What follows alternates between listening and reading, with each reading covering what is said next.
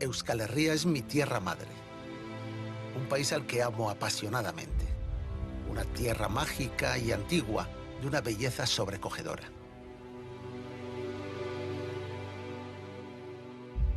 Nos gusta pensar que nuestra historia como pueblo es un misterio único e indescifrable, una historia romántica envuelta en viejas creencias, sin nombres ni fechas precisas.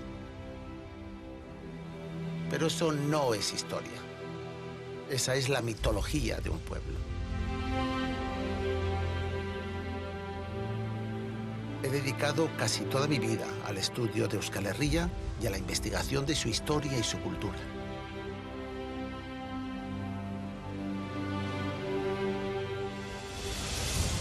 En el siglo XIX chocaron violentamente dos formas opuestas de ver el mundo y de pensar la política. La liberal, alimentada con los principios y valores de la Revolución Francesa, y la absolutista, la de la religión y el orden de las monarquías tradicionales. En Euskal Herria este choque provocó dos guerras civiles que llamamos las guerras carlistas. Y aunque estas guerras afectaron a toda España, los vascos y las tierras de Baskonia fueron sus principales protagonistas y escenario. Pero ¿qué se nos había perdido a los vascos en una guerra por la sucesión al trono de España entre dos Borbones, una niña de 3 años y su anciano tío? ¿Fue esta una guerra contra un ejército invasor o más bien una lucha entre hermanos? Para intentar contestar a estas preguntas, quiero invitarles a un viaje en el que descubramos juntos una nueva historia de los vascos, más allá de las nieblas, de los mitos y de las leyendas. Quiero contarles una historia de Baskonia.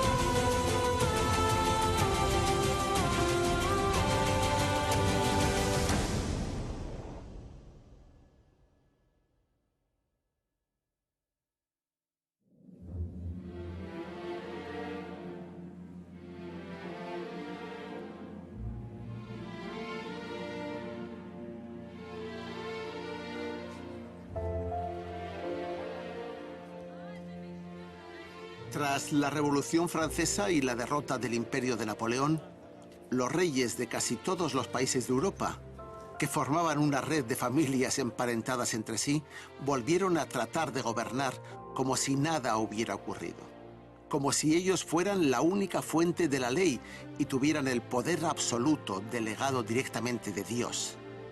En España nunca hubo una revolución burguesa a favor de la libertad y la igualdad, como en otros países. Y a quienes criticaban a los Borbones se les perseguía por afrancesados, es decir, traidores a la patria, o como revolucionarios de la libertad, o sea, liberales, es decir, traidores a Dios y al orden natural del mundo. A la gente del pueblo, en su mayoría labradores que vivían en una tierra o en un caserío arrendado, no le beneficiaba casi nada la revolución de los burgueses y liberales, porque no les daba la propiedad de la tierra, sino que les quería convertir en trabajadores jornaleros. Tampoco les gustaba nada que criticaran a sus curas, ni que los intelectuales de la ciudad ridiculizaran la fe de sus mayores. La sociedad tradicional de Baskonia había quedado horrorizada con las escenas de la guillotina y las matanzas de la revolución, y deseaba recuperar la tranquilidad de sus reyes, religión y leyes de siempre. Muy pocos veían alguna necesidad de cambiar en nada las cosas. Mi abuelo, Francisco Zumalacárregui Mújica, era de Ormaiztegui, del viejo caserío Arandizar. Era escribano real, algo parecido a un notario, y tuvo plaza en varios pueblos, pero siempre vivió en el Goierri guipuzcoano. Tuvo 14 hijos, fruto de 2 matrimonios. Yo soy Manuela, la nieta mayor. Nací en Cegama. Aquí me casé y he vivido siempre en esta casa de la plaza.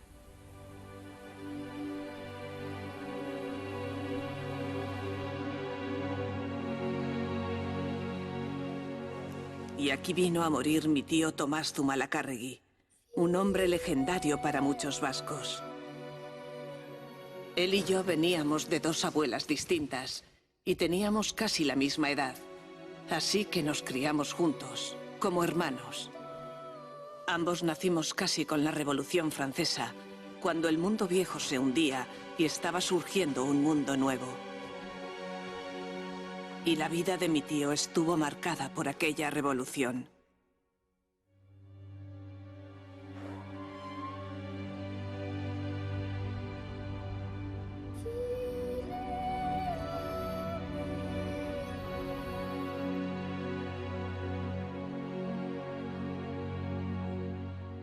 Esta es la casa Iriarte Erdicoa, en el mismo corazón de Ormaiztegui.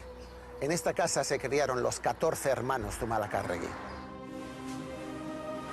Hoy en día es un museo dedicado a Tomás de Zumalacárregui, pero en su tiempo esta era la casa de una típica familia vasca, de origen rural, pero de clase media. No eran labradores ni tenían tierras o caseríos que heredar, pero a todos los hijos criados aquí se les dio un oficio. Las chicas hicieron buenas bodas y varios de los chicos se hicieron curas.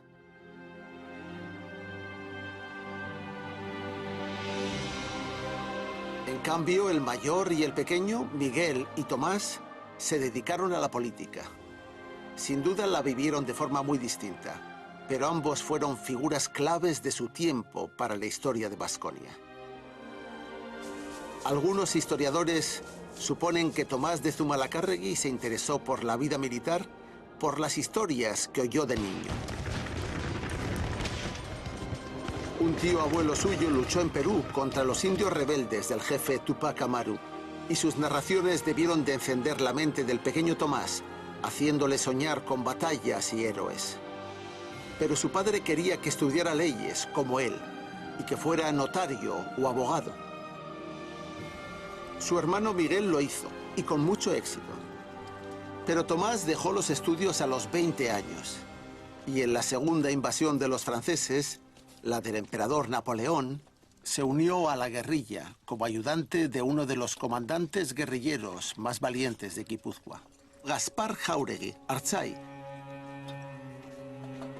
En 1810, con el país ya ocupado por los franceses, el mayor de los Zumalacárregui, Miguel, fue elegido diputado para representar a Guipúzcoa en las Cortes de Cádiz. Era un liberal moderado que admitía la monarquía, a diferencia de los liberales radicales, que eran republicanos, y fue muy activo en las Cortes. Este oratorio fue la sede del Parlamento que aprobó la primera constitución que hubo en el territorio español. Con los reyes ausentes y los franceses ocupando la mayor parte del país, los resistentes se refugiaron aquí, en Cádiz, en el extremo más apartado de la península. Y aquí se escribió la Constitución de 1812. Se le llamó popularmente la Pepa, porque nació durante el reinado del hermano de Napoleón, José I, conocido como Pepe Botella. Para entonces, Miguel de Zumalacárregui era un jurista de éxito que había ocupado plaza en la Audiencia de Sevilla y en la de Oviedo. Cuando entraron los franceses, abandonó su cargo en Asturias para unirse a la resistencia. Y de esta manera llegó hasta Cádiz, donde le pidieron que representara a la provincia de Guipúzcoa en las primeras Cortes. A principios de 1813 fue presidente de las Cortes de Cádiz. Bajo su dirección se aprobó la abolición de la Inquisición española. ¿Qué ocurre, entre tanto, con su hermano Tomás? A Tomás, un veinteañero, 15 años más joven que él, le iba más la acción directa que la política de salón. Así que abandonó los legajos de la escribanía pamplonesa en la que se estaba formando como pasante y se echó al monte, uniéndose a una partida guerrillera que estaba a las órdenes de su vecino Gaspar Jáuregui Artxai, el pastor de Urrechu. Se dedicaban a asaltar correos franceses y a entorpecer las comunicaciones del ejército de Napoleón, golpeando y ocultándose rápidamente. Así nació el término guerrilla. Se cree que Tomás pudo participar en primera línea en alguna de estas operaciones, pero nada hacía sospechar que más tarde sería un líder militar legendario. Lo que sabemos es que gracias a su formación como escribano, en sus comienzos, más que un soldado, era un buen secretario de campo. Y de ahí viene la pregunta que se hacen tantos historiadores. ¿Cómo pudo llegar a convertirse en el genial caudillo militar que sería después, capaz de derrotar a tantos generales que habían sido sus jefes? En las Cortes de Cádiz, la mayoría de los diputados eran liberales. Pero también existía una minoría de conservadores tradicionalistas, partidarios de la monarquía absoluta, a los que llamaban los serviles, por su fidelidad a los Borbones exiliados. Mientras Miguel de Zumalacárregui representaba a Guipúzcoa en las Cortes, el representante de Vizcaya era Francisco Eguía Letona, el famoso general Eguía, que tiene una calle en Bilbao. No es posible encontrar a alguien más distinto a Miguel. Eguía había nacido en Durango y le apodaban el Coletilla, por su forma de recogerse el pelo en un moño al estilo antiguo. Fue un militar profesional absolutista, muy conservador, violento e intrigante. Al finalizar la guerra, expulsado los franceses, fue nombrado diputado general de Vizcaya. Y él fue quien más se opuso a Miguel de Zumalacárregui y sus amigos liberales. Estos dos políticos vascos, surgidos de ambientes muy parecidos, pero con ideología muy distinta, se enfrentarían duramente en numerosas ocasiones a lo largo de sus vidas. Tras la derrota de Napoleón, regresó a España el rey Fernando VII, a quien el pueblo llamaba ingenuamente el deseado, porque era muy querido. Nada más llegar en Valencia, un grupo de 69 diputados absolutistas le entregó un documento que llamaban el Manifiesto de los Persas. En él explicaban que la Constitución aprobada por ellos mismos en Cádiz, que decía que la legitimidad del poder residía en el pueblo, era una llamada a hacer la revolución contra los reyes soberanos. Pidieron al rey que anulase todo lo aprobado en Cádiz y que volvieran la Inquisición, el régimen señorial y las instituciones antiguas de la patria, y que la Iglesia y la nobleza volvieran a recuperar todos sus privilegios. Es lo que resumieron en el horrible grito de «Muera la libertad y vivan las cadenas».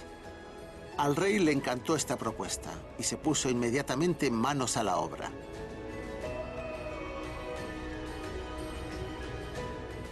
Fernando VII envió a Madrid al general Eguía como capitán general de Castilla la Nueva y le eligió por su carácter duro e intransigente y por ser un convencido absolutista, y él no le defraudó.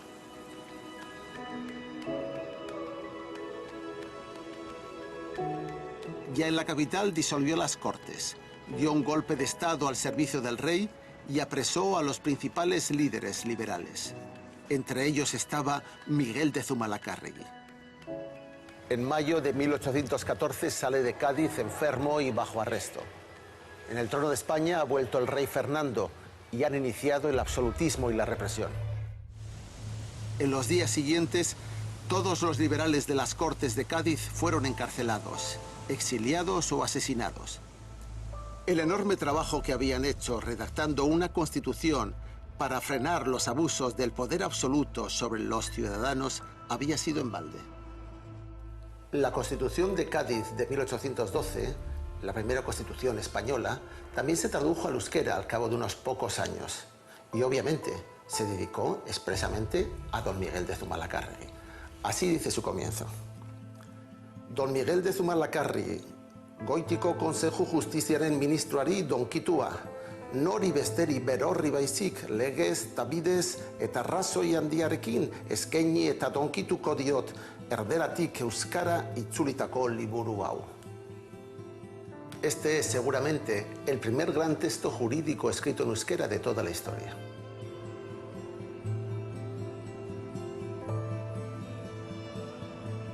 En el juicio que se celebró contra Miguel de Zumalacárregui le acusaban de tener ideas liberales, contrarias al gobierno y la monarquía de la nación, y proclamarlas entre compañeros y en lugares públicos.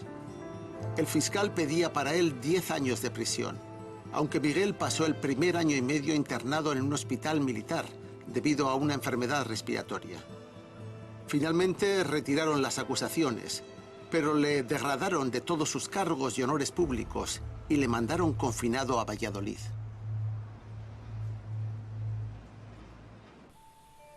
A mi tío Tomás, que entonces tenía 26 años, las cosas le iban mejor. Al acabar la guerra contra los franceses, se había quedado integrado en el ejército regular español. Y por sus servicios en la guerrilla de Arzain, y por la influencia de su hermano mayor, consiguió el grado de capitán. Como además tenía formación de escribano, le dieron un puesto tranquilo de secretario archivero. Al principio tuvo destinos cerca de casa, en Guipúzcoa y Gasteiz. Pero cuando se casó con Pancracia Ollo, hija del que fue su tutor en la notaría de Pamplona, de la que estaba enamorado desde entonces, pidió el traslado a la capital de Navarra. Allí vivió pacíficamente los años de la vuelta del rey Fernando, que no afectaron a su carrera en el ejército, a pesar de que Miguel, que en aquellos años era el único famoso de la familia, había sido arrestado. Estando en Pamplona, le sorprendió a Tomás el pronunciamiento de Riego y el levantamiento de los liberales contra el rey. Yo creo que ese fue el momento en que le cambió su vida.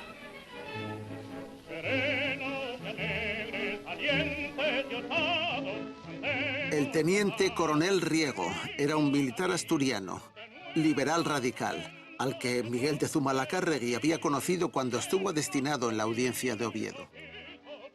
Se negó a embarcar con sus tropas para ir a reprimir a las colonias americanas que luchaban por su independencia y exigió al rey y a su gobierno que juraran obediencia a la Constitución de Cádiz. Eso permitió la vuelta al poder de los liberales y llevó el miedo a quienes creyeron que iba a acabar con el orden tradicional y con la Iglesia española. Es muy probable que Miguel, aunque vivía desterrado en Valladolid, estuviera al tanto de la conspiración, porque enseguida apoyó en público el pronunciamiento contra el rey y formó parte de la Junta Revolucionaria. En aquellos años, casi todos los que estaban en la oposición política eran masones y conspiradores, y Miguel era masón, como Riego. En cuanto el rey fue obligado a jurar la pepa, con una fórmula popular que luego se tradujo como «vayamos todos juntos y yo el primero, por la senda de la Constitución», Miguel salió hacia Madrid y volvió a ocupar los puestos más altos de la judicatura durante el trienio liberal, llegando a ser juez del Tribunal Supremo. La política de aquellos años era pendular, y cuando a Miguel de Zumalacárregui le iban bien las cosas, se le torcían a su contrapunto vasco, el viejo general Eguía, y viceversa. Ahora, al triunfar los defensores de la Constitución en 1820, el detestado absolutista general Eguía fue cesado de todos sus cargos. Fue arrestado en el cuartel de Vizcaya, de donde todavía se fugaría a Francia para seguir conspirando desde allí contra el gobierno liberal. Aquellos 3 años revolucionarios se llamaron el trienio liberal y fueron muy radicales. La Iglesia, los conservadores, los monárquicos, pero también los labradores y los defensores de un orden foral propio y tradicional estaban muy asustados. Y Tomás de Zumalacárregui también. Probablemente fue entonces cuando empezó a distanciarse políticamente de su hermano Miguel. Él también tendría miedo de que los liberales radicales pudieran acabar con el mundo tradicional que conocía. En aquellos años duros del trienio, creció la distancia entre Miguel y Tomás. Pero esa separación, que les iba a durar el resto de sus vidas, era solo porque tenían diferentes ideas en la política y no afectó a sus afectos fraternos ni a la relación familiar en general. Aunque no se veían a menudo, se quisieron siempre como hermanos. Por los muchos relatos y testimonios que se conservan de los últimos años de su vida, Sabemos que Tomás de Zumalacárregui era un hombre recto, riguroso y quizás por influencia de sus hermanos curas, muy piadoso. Amigo de hablar claro, tenía un alto sentido del honor y era bastante susceptible. Había peleado contra los franceses para conseguir la vuelta del rey deseado, Fernando VII, y le gustaban el orden establecido y la disciplina que había aprendido en el ejército. Pronto empezó a publicar sus ideas promonárquicas y tradicionalistas en un periódico local de Pamplona.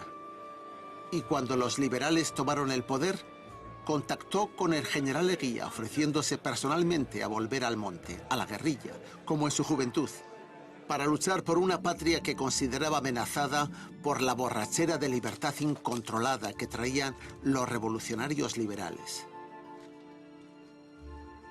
El historiador Miquel Alberdi es quien mejor conoce desde el Museo Zumalacárregui la personalidad de los distintos miembros de la familia Zumalacárregui. A él le queremos preguntar y pedir ayuda para entender cómo era la familia Zumalacárregui en la generación de Tomás y de Miguel Antonio. Bueno, el padre era escribano de Idiazábal.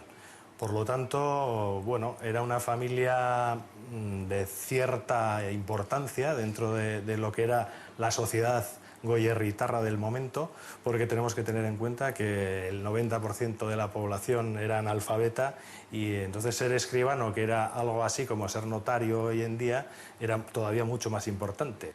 Sobre Tomás de Zumalacárregui sabemos muchas cosas. Es posible que algunas de ellas probablemente muy mitificadas y exageradas a lo largo de la historia. Pero, sin embargo, sobre su hermano Miguel Antonio, a nivel popular se sabe muy poco. Te diría nada, prácticamente. Apenas conocido. ¿Quién era políticamente, en la vida pública me refiero? ¿Quién es Miguel Antonio de Zumalacárregui? Realmente hizo una carrera muy brillante. Digamos que al principio, tal vez por casualidad, porque las Cortes de Cádiz se forman como se forman, con la poca gente que quedaba en el único territorio libre, digamos, que no estaba en manos de las tropas francesas, y bueno, va a entrar por casualidad en la política y va a ser elegido diputado por Guipúzcoa entre muy poca gente que había en Cádiz con capacidad de serlo. Ya una vez iniciada la guerra carlista, vuelve a la política y va a ser 3 veces elegido diputado por Guipúzcoa a las Cortes de Madrid. Al final de la guerra le van a elegir los donostiarras como alcalde de Donosti, una cosa bastante curiosa porque va a cubrir el año 1840 como alcalde y apenas durante 4 o 5 días estuvo en San Sebastián, hizo toda la alcaldía en Madrid, porque precisamente los donostiarras tenían interés en que él estuviera en Madrid defendiendo los intereses del comercio donostiarra, y luego llegó a ser ministro de Gracia y Justicia, cosa que muy poca gente llega, y eso en 1842 en el gobierno de Espartero, aunque solo estuvo unos meses como ministro, podemos decir que hay muy pocos vascos que tuvieron una carrera tan brillante como la de Miguel Antonio. Miguel Antonio es, por tanto, un político vasco. Es posiblemente uno de los grandes políticos vascos de su generación. Sí, sin duda. Pero también fue, de alguna manera, antifuerista. Fue uno de los que juegan el papel más importante dentro de las Cortes españolas a la hora de empezar a cercenar los fueros, ¿no? Una vez dado el convenio de Vergara, la ley de octubre de 1839, que va a ser clave a la hora de plantearse una vez más la relación entre los fueros y la Constitución española, él va a ser de los que más van a hacer por ir superando lo que era el sistema foral. Y sin embargo, estoy pensando, él era un político vasco, ¿sabemos si era euskaldún? Seguro que de niño fue euskaldún, como todos los niños de aquí. No hay ninguna duda, el 97% de la población guipuzcoana era euskaldún en estos años. Por lo tanto, no hay ninguna duda. Lo que no sabemos es si mantuvo la lengua, porque, claro, estudió desde muy joven en Andalucía. Primero en un instituto de Córdoba y luego en la Universidad de Sevilla, en la Universidad de Osuna, y ya desde muy joven se va a separar del país.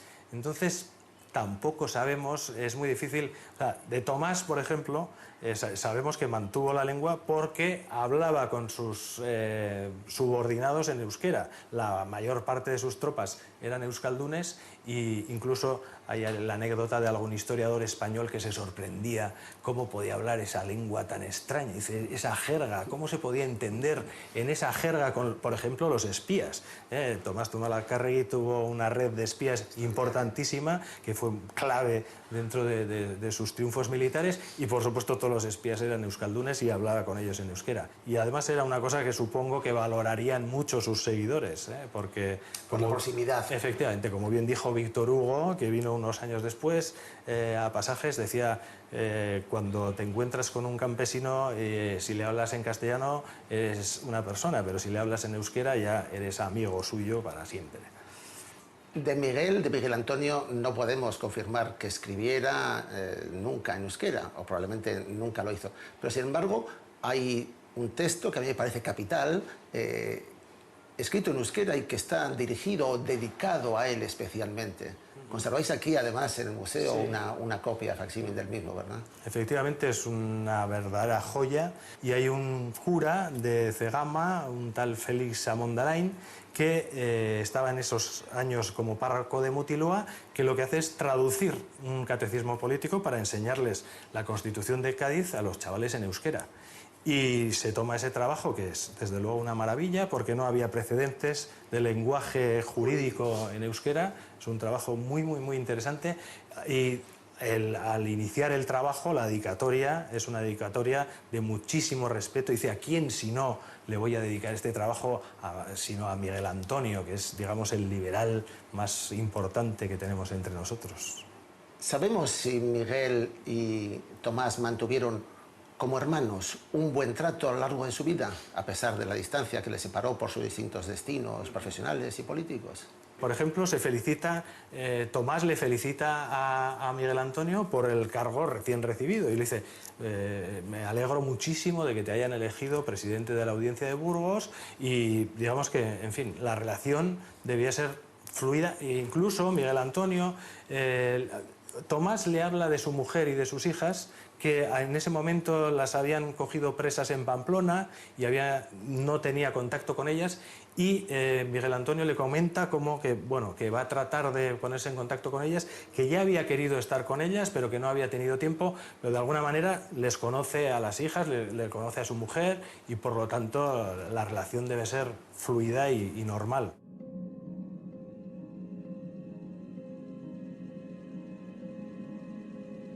Tomás solo pasó un par de semanas en el monte, cuando desde Francia llegó el socorro que el rey necesitaba para deshacerse de sus súbditos liberales. Un ejército enorme, formado por 95.000 hombres, entró en España en abril de 1823. Se les llamó los 100.000 hijos de San Luis y venían guiados por un vasco, el anciano general Francisco Eguía y Letona, el Coletilla. Fue nombrado de urgencia presidente de la Junta Suprema Provisional de Gobierno y estaba dispuesto a barrer a los liberales una vez más. Lo hizo con eficacia hasta su muerte, y miles de ellos se tuvieron que exiliar a Francia o Inglaterra. La represión absolutista duró 6 años, entre 1823 y 1829. Y en ese tiempo, acorralado por los 100.000 hijos de San Luis y por el gobierno absolutista, Miguel de Zumalacárregui vivió recluido en Cádiz. Era libre para pasear y conspirar, pero no podía salir de la isla.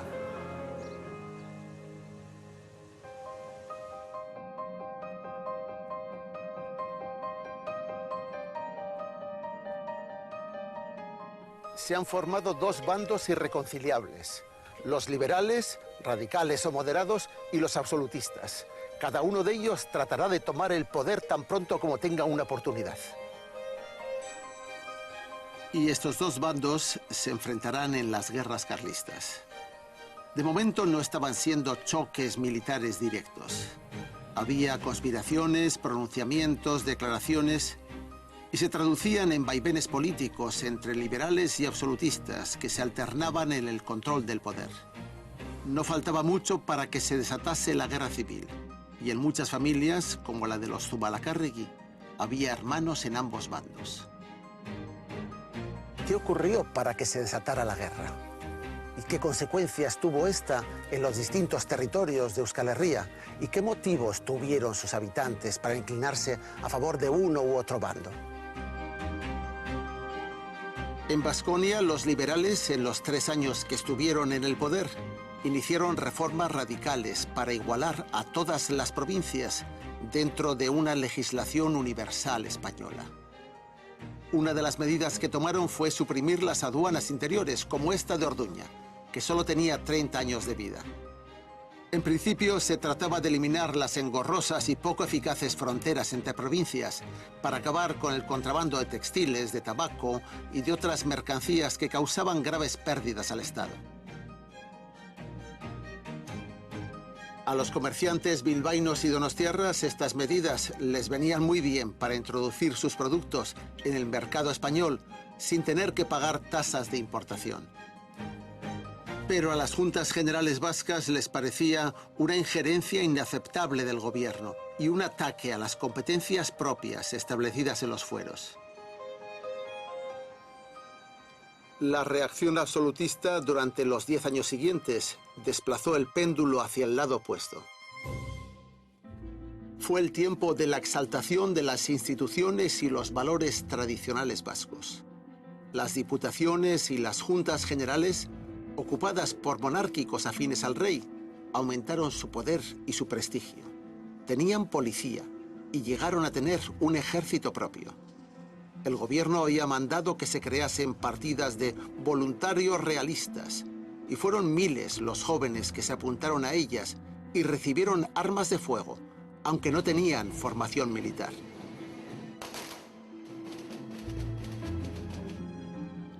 Las juntas generales de Vizcaya, Álava y Guipúzcoa aprovecharon la ocasión y crearon unas milicias populares para la defensa de la monarquía absoluta y de las propias instituciones forales, que entonces se consideraban parte del mismo sistema.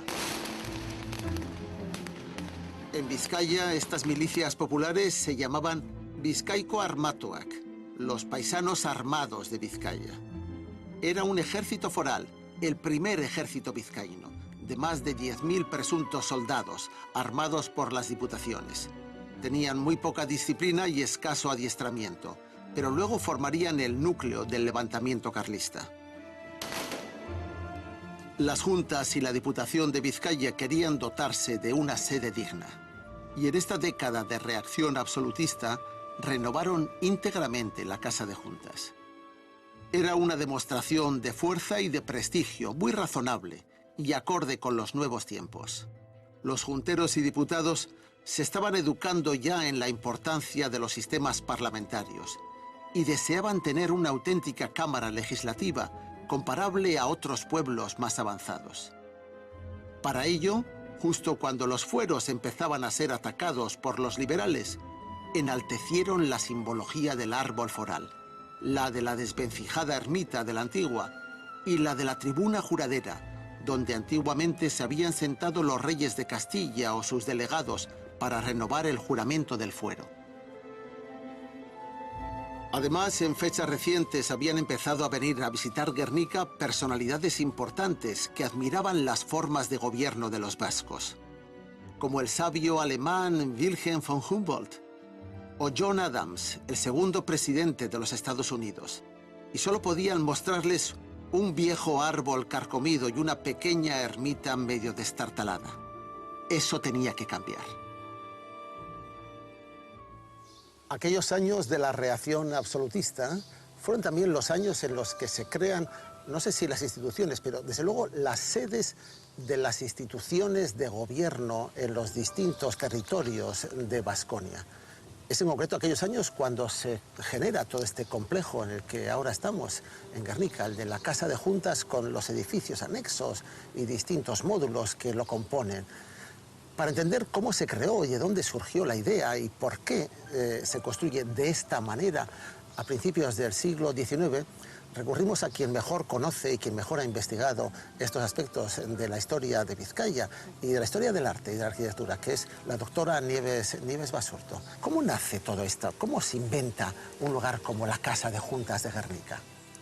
Bueno, inventar no. Lo que surge en la Casa de Guernica es como, la Casa de Juntas es como una necesidad apremiante, dada que, digamos, el lugar donde se reúnen las juntas es un lugar que tiene unas condiciones de precariedad realmente ya insoportables. Y además había una cuestión que preocupaba desde hacía muchísimo tiempo, y era el cómo alojar la ingente documentación que iba surgiendo de aquellas juntas. Había mucho papel. Había mucho papel, muchísimo papel, muchísimos documentos. Y además estaban alojados de mala manera, con lo cual la necesidad de un archivo era ya imperiosa. Pero sin olvidar otro aspecto que era importante a lo largo de toda la historia, y era el aspecto religioso. ¿Por qué? Porque no olvidemos que en principio los junteros se reunían alrededor del árbol, pero luego se alojaron en la ermita.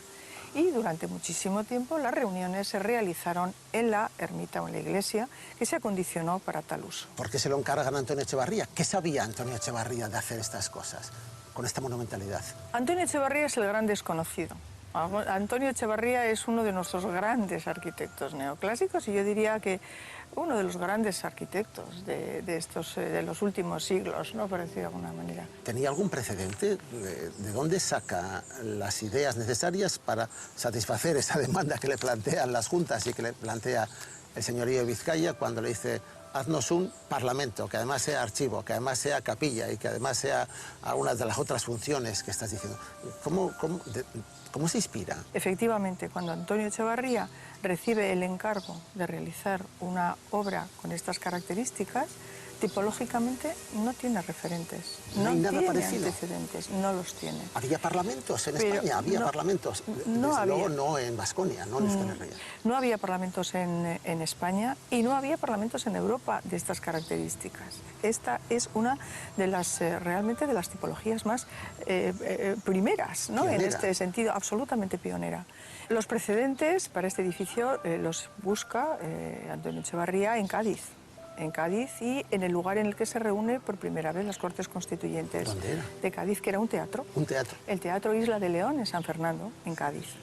Y luego en la asamblea se sigue, otra vez se reúne, pero esta vez ya no se reúne en el teatro, sino que se reúne en la capilla de San Felipe Neri. ¿Y cómo era esa capilla?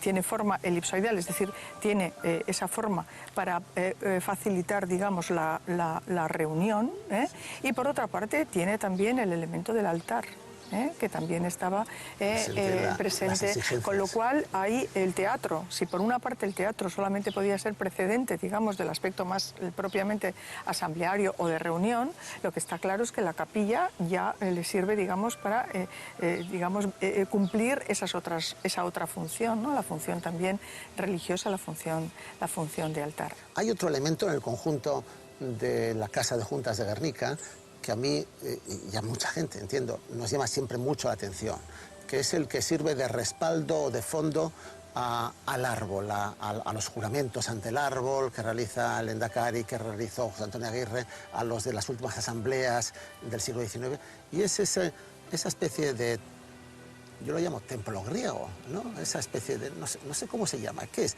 ¿Y de dónde? ¿Y cómo se le ocurre a Antonio Echevarría poner ese tipo de institución ahí o ese edificio ahí? ¿De dónde sale eso? Pues yo creo que Antonio Echevarría, volviendo un poco con la lógica, si antes el referente era claramente el antecedente de Cádiz, aquí tenemos el antecedente en París, claramente. ¿En París? Sí, en París. ¿Dónde? En París y en la Asamblea, el edificio de la Asamblea Nacional de París. Porque si bien el pórtico era criticado en el edificio francés por su falta de funcionalidad, sí, aquí no necesitaba ser funcional. No tenía es decir, era absolutamente simbólico. ¿Qué es lo que crean las juntas y qué es lo que crea Antonio Echevarría para su momento y para la actualidad? ¿Qué es lo que han inventado? Bueno, la construcción de un edificio de esta envergadura y además con este estilo fue algo realmente único. Y es un lugar en el que uno siente esa solemnidad, ¿no? Esa Aquí uno piensa que pueden realizarse actos de trascendencia todavía, ¿no? O sea, conserva ese sabor que tienen los edificios clásicos.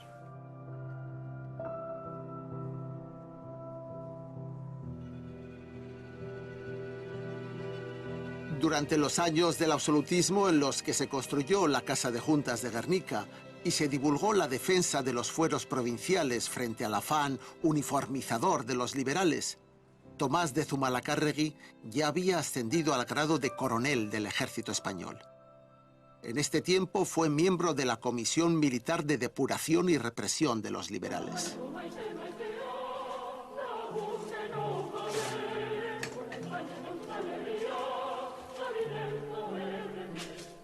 En aquellos años, mi tío Tomás anduvo por varios destinos de España, en donde fueron naciendo sus primeras hijas, pero nunca rompió las relaciones con la familia de Ormáiztegui, ni mucho menos con su hermano Miguel.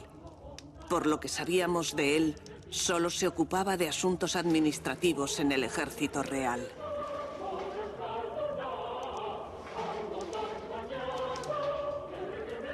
Una prueba de la buena relación entre ambos hermanos fue que en 1833 Miguel vino expresamente a Pamplona para apadrinar y bautizar a la hija más pequeña de Tomás. La familia Zumalacárregui nunca se rompió por la política. En septiembre del año 1833 murió el rey Fernando VII, dejando tras de sí una situación de conflicto político y de crisis económica a punto de estallar. Aunque el problema aparente y más inmediato a resolver era que no estaba claro quién tenía que sucederle en el trono. En sus últimos años de vida, el rey había estado frecuentemente enfermo y al mismo tiempo obsesionado porque no había tenido ningún heredero varón con sus 3 primeras mujeres. Eso dejaba a su hermano Carlos como el único candidato al trono. El rey tuvo 4 esposas, pero solo con la 4ª reina, su sobrina María Cristina, había podido tener 2 hijas, aunque ambas eran muy niñas cuando falleció. El país estaba arruinado por las guerras y por la independencia de las colonias americanas.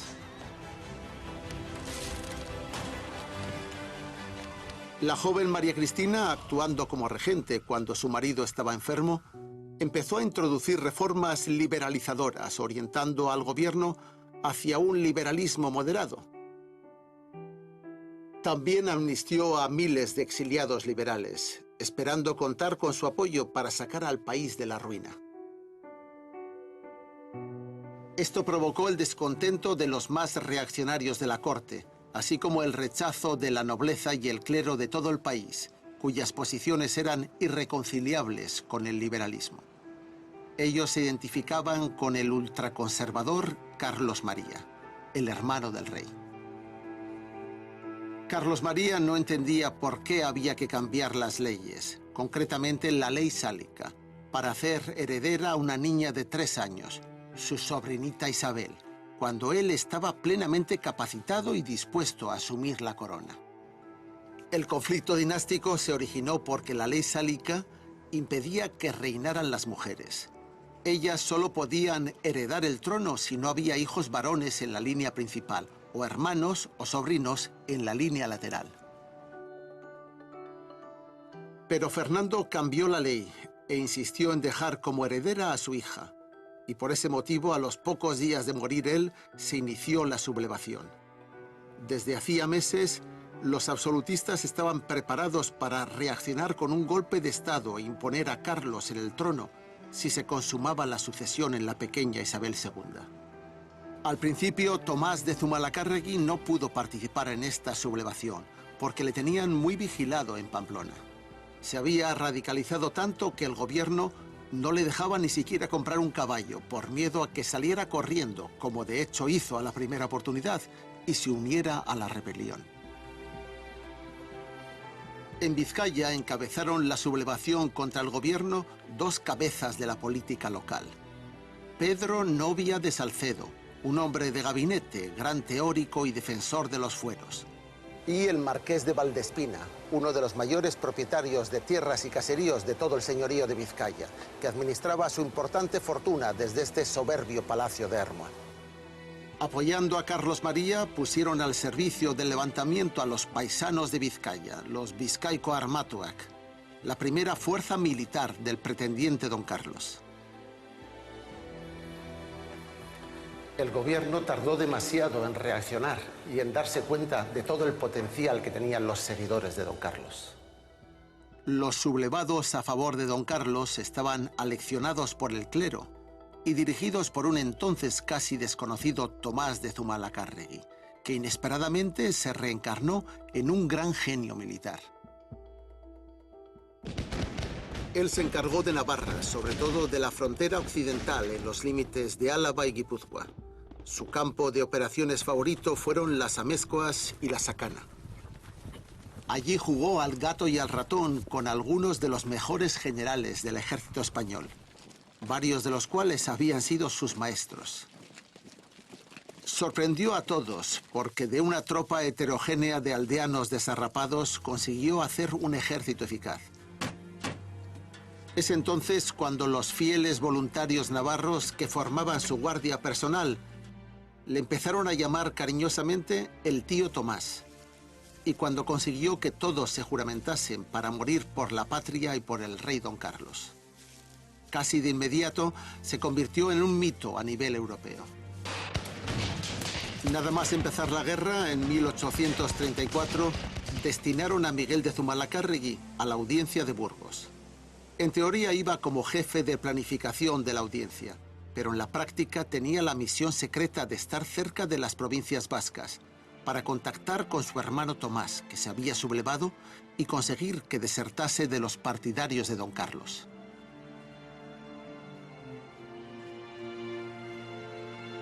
Se conservan un par de cartas que se cruzaron. Indudablemente se querían como hermanos, pero ya era demasiado tarde y vivían en mundos opuestos.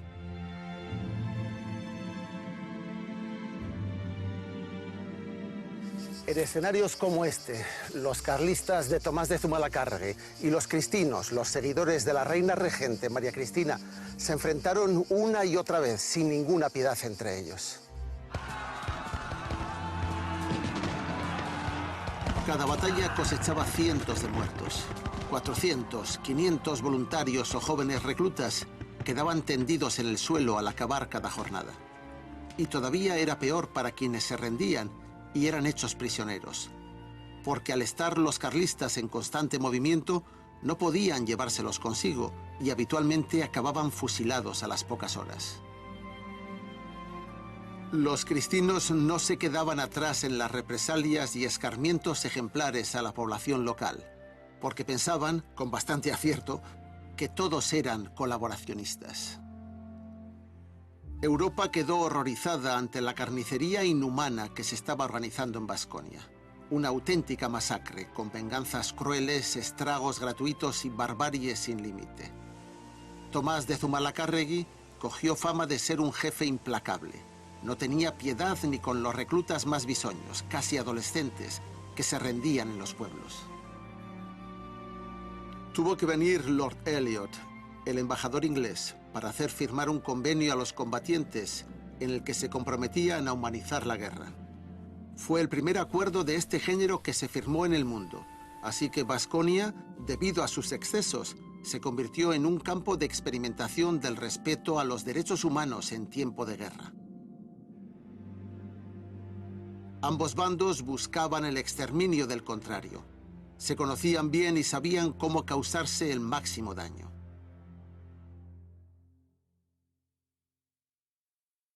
Para entender mejor quién es este personaje histórico clave en la historia del siglo XIX de Baskonia, en la historia del siglo XIX español, que es Tomás de Zumalacárregui, este estratega militar genial, este líder político que canaliza al bando carlista del pretendiente, recurrimos pidiendo la ayuda al doctor Manu Montero, que le ha dedicado varios estudios, y le queremos preguntar las cosas básicas. ¿Quién es no en el aspecto humano, en el personal, sino ¿quién es este? ¿De dónde sale Tomás de Zumalacárregui? ¿Quién es este genio militar que arrolla generales, bregados? ¿Quién es este líder político? Tiene una ideología. ¿Quién es Tomás de Zumalacárregui? Sobre él se hizo muchísimos mitos. A lo largo del siglo XIX, bueno, hay historias de él que evidentemente muchas cosas son inventadas puramente apócrifas, o bien para enaltecerlo o para denigrarlo. Es evidente que es una de las grandes personalidades del País Vasco del siglo XIX, de los que tienen mayor influencia en nuestro pasado. Pero es un hombre realmente complejo. Ayúdanos a despejar los mitos y a quedarnos con el hombre. ¿Es complejo toda su vida o es complejo en la etapa final, la más pública de su vida? Todo ello porque al estudiarle hay que ir quitando pues lo que se le atribuyó. Y a veces es muy difícil. Nace con la Revolución Francesa, en el año 89. Y bueno, y a partir de ahí nos vamos a encontrar en la independencia combatiendo, movilizado en la guerrilla del Pastor, de Jáuregui el Pastor. Iba a tener una carrera no militarmente brillante, iba a tener una carrera con los ascensos correspondientes, con algún mando de tropas, pero también con algún mando político. Y en 1873, noviembre del 33, se incorpora, él está en Pamplona, se incorpora al mes y medio de comenzar la guerra, que se incorpora a las tropas carlistas, y a partir de ahí, desde ese momento, hasta que muere en junio del 35, son 18, 19 meses, su biografía depende de eso. De año y medio. Sí, de año y medio. Y ahí es donde se va a revelar su genio militar. ¿Y de dónde surge? ¿Cómo se forma un genio militar en el plazo de 18 meses? Es un genio militar, eso no hay ninguna duda, y además se ve así. Genio militar en cuanto a la estrategia, a la táctica, y también en cuanto al liderazgo, la capacidad de liderazgo. No parece que participase activamente en operaciones militares. Él, digamos, que tuvo un papel más intelectual. Pero lo que no tenemos ninguna duda es que desde noviembre del 33 toda su gestión va a ser espectacular, que va a revelar genialidad. ¿De dónde sale realmente? Yo no me atrevería a decirlo. Concrétanos. ¿Cuál es su genialidad? ¿Cómo lucha? ¿Qué es lo que le hace especial frente a otros generales del ejército real? Te lo resumo. ¿Qué hace? Mira, pues recoge a partidas de voluntarios, incluso algunos con experiencia de la guerra, del trienio, incluso de la guerra de la independencia, y a estas partidas les consigue dar el aspecto de un ejército disciplinado. No, el aspecto no, algo más. Consigue disciplinar al ejército, pero no forma exactamente un ejército convencional, sino practica la guerra de guerrillas. Y además la practica de forma brillantísima. Es decir, a partir de ese momento, el ejército liberal manda sucesivos generales y van a quedar, si no derrotados, no van a conseguir sofocar la guerra. En la primavera del 35 ya consigue controlar prácticamente todo el territorio vasco. ¿Por qué lucha? ¿Lucha por una causa ajena, por una convicción ideológica, por un estado de ánimo social compartido por gran parte de la población? ¿Lucha por los fueros?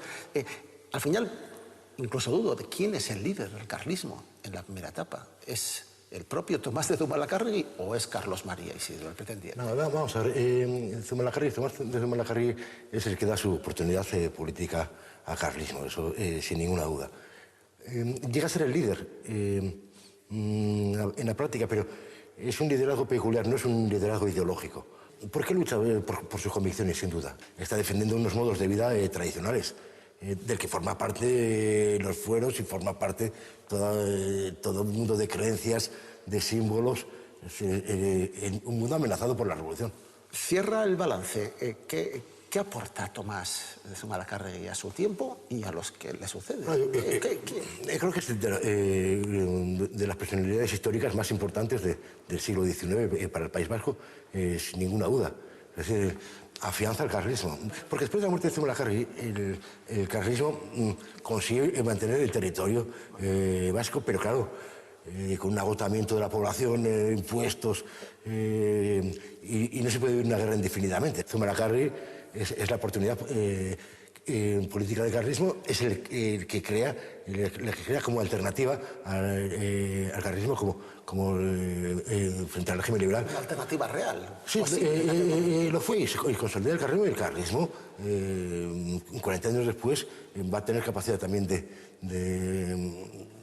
plantear la sublevación entre el 72 y 1876, va a volver a sitiar Bilbao, digamos, que es Zumalacárregui, en cierto sentido, es el artífice de esta situación. El fondo de esta guerra fue el choque frontal entre dos filosofías, la de la burguesía liberal y la de las aristocracias tradicionales. La burguesía urbana y mercantil apoyaba al liberalismo moderado del gobierno. Por el contrario, las aristocracias tradicionales, asentadas en el campo y las pequeñas poblaciones, se acogieron a la bandera del carlismo. Estas contradicciones eran generales en todo el Estado y en casi toda Europa, pero en Baskonia tuvieron un estallido más brutal y consecuencias más duraderas. El motivo de fondo fue que en las principales ciudades vascas, como Donostia, Tolosa y sobre todo Bilbao, se estaba produciendo un enorme desarrollo comercial, sin igual en el resto de España, que necesitaba una nueva regulación y un nuevo contrato social. Estaba creciendo rapidísimamente una burguesía que estaba haciendo mucho dinero y que necesitaba un sistema capitalista para poder seguir prosperando. En ningún otro lugar de España, salvo en Cataluña, se daba esta circunstancia.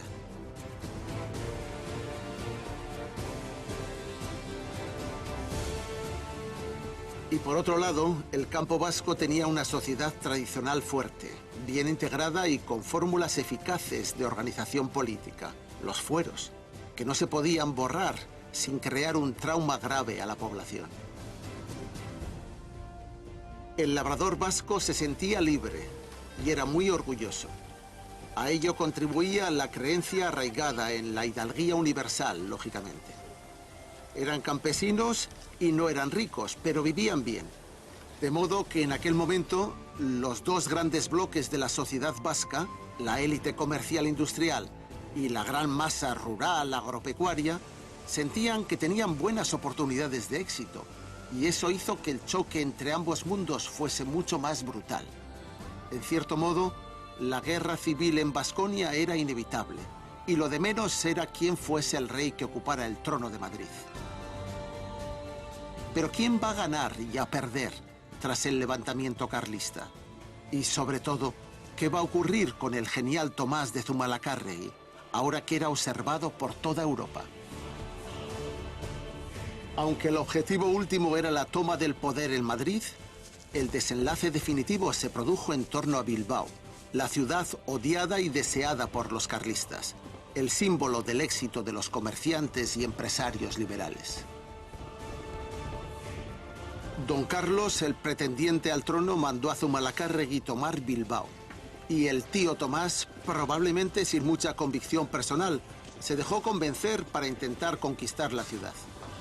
Con la mala fortuna de que cuando había cerrado el sitio y estaba observando el efecto de los primeros bombardeos desde el balcón de una casa de Begoña, sucedió una tragedia.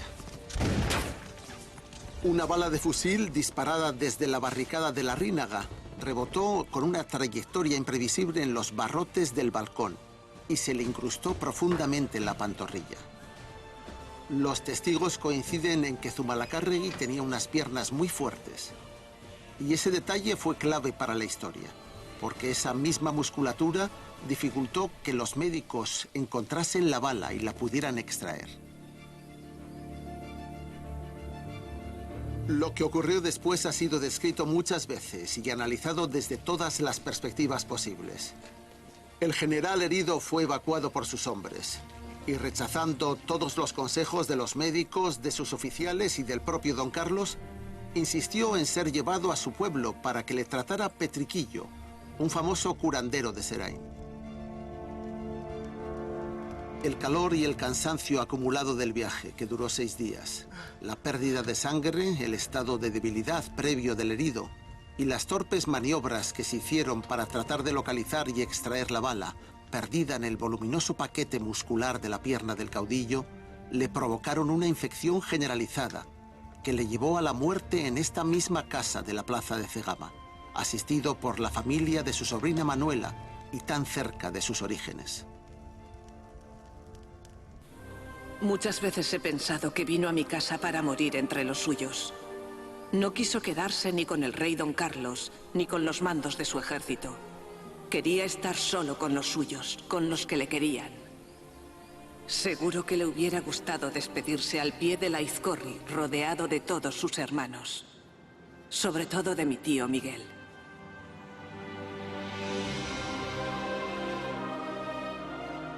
El cuerpo fue enterrado a toda prisa delante del altar de Cegama. Este mausoleo, sin embargo, tardó muchos años en ser construido. Aquí en esta urna de mármol está enterrado solo su cuerpo. Su cabeza se envió al Reino Unido para que la analizara un experto fenólogo.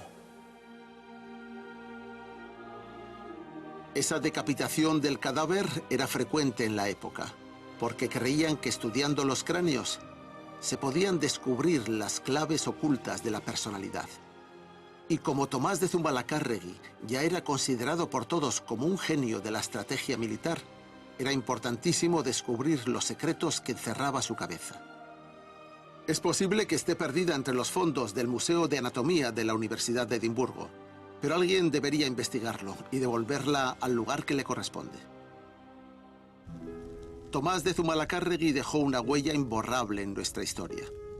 Se dice que incluso se le debe la tortilla de patatas, porque la inventó una casera navarra cuando Zumalacárregui llegó a su caserío agotado en una de sus guerras y ella tenía pocos huevos, pero abundantes patatas de la huerta. Es un bonito cuento, aunque probablemente este es solo otro más de los innumerables mitos que se le atribuyen.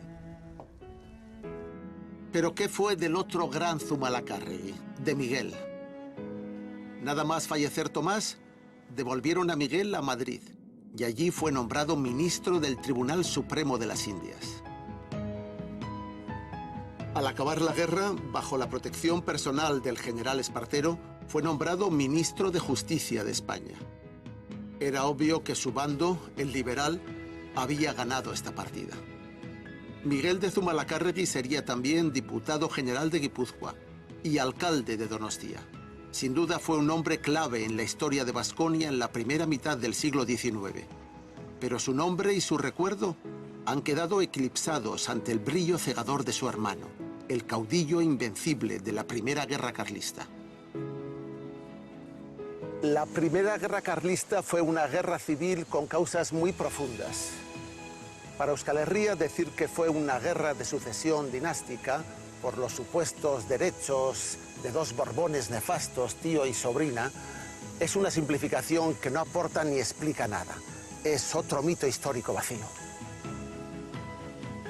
La guerra del tío Tomás sí fue una guerra civil fratricida, pero no solo porque enfrentara a vecinos y parientes entre sí, sino porque enfrentó a dos formas antagónicas de entender el mundo y, paradójicamente, ambos modelos políticos habían surgido de la misma sociedad vasca, de una misma familia. Una familia como la de los hermanos Zumalacárregui.